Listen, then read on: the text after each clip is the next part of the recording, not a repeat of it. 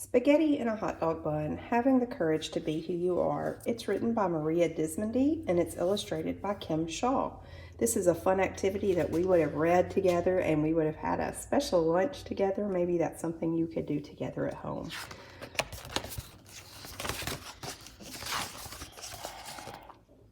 The delicious smell of breakfast filled the air as Lucy's grandpa handed her a plate. Lucy smeared ketchup on her toast. She turned to her grandpa and said, "Papa Gino, Harriet said she's never heard of ketchup on toast.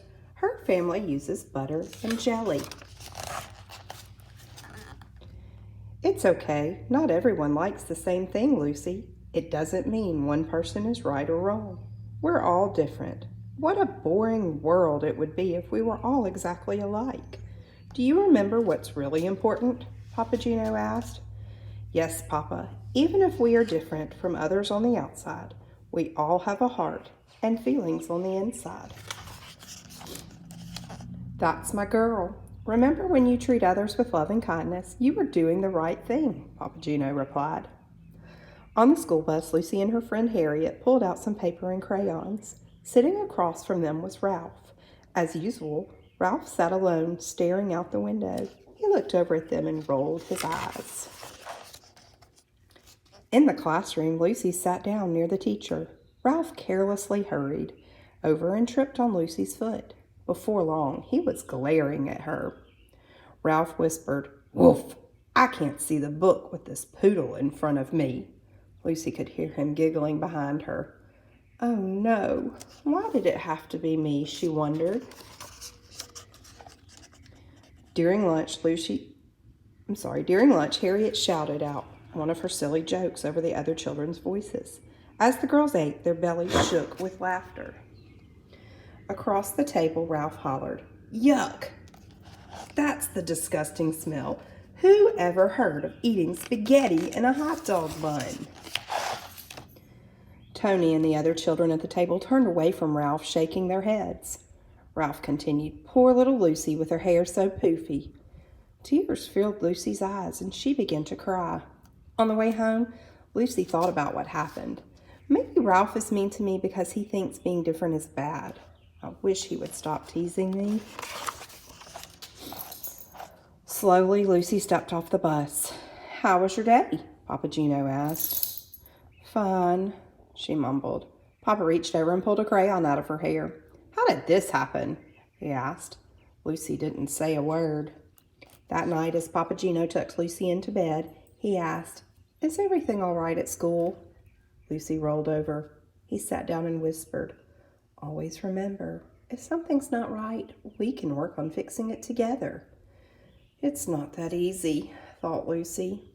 How do I stop Ralph from teasing me? How can he have a heart and be so mean? Lucy had a hard time falling asleep, worrying what would happen tomorrow. The following day, Lucy was surprised to find that Ralph was leaving her alone until Lucy took the bag Ralph handed her. Inside were dog bones with a note that read, "Lucy, Lucy eats stinky food that puts us in a big bad mood.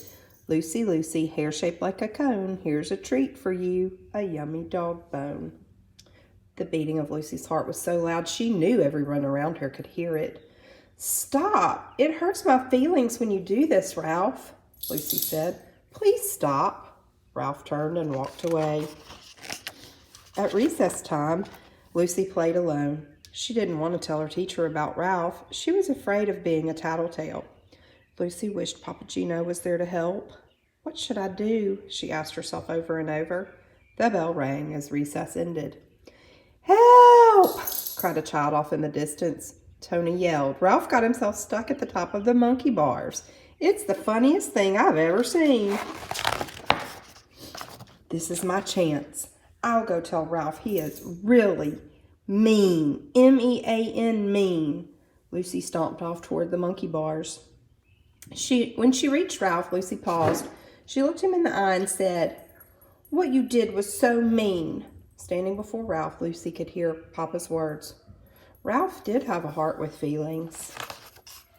In that moment, Lucy decided what she would do. She saw tears in Ralph's eyes. He hesitated to move and whispered, I'm scared. Lucy reached out and said, "Here, take my hand," and she helped him down. The two walked back to the classroom without saying a word. As the bus pulled up to Lucy's stop, Ralph reached over and handed her a picture. Lucy was amazed by what she saw. "Thanks," she muttered softly. After she got off the bus, Lucy smiled and said, "Papa, there's this boy Ralph who was really mean to me. Today he was in trouble and I helped him."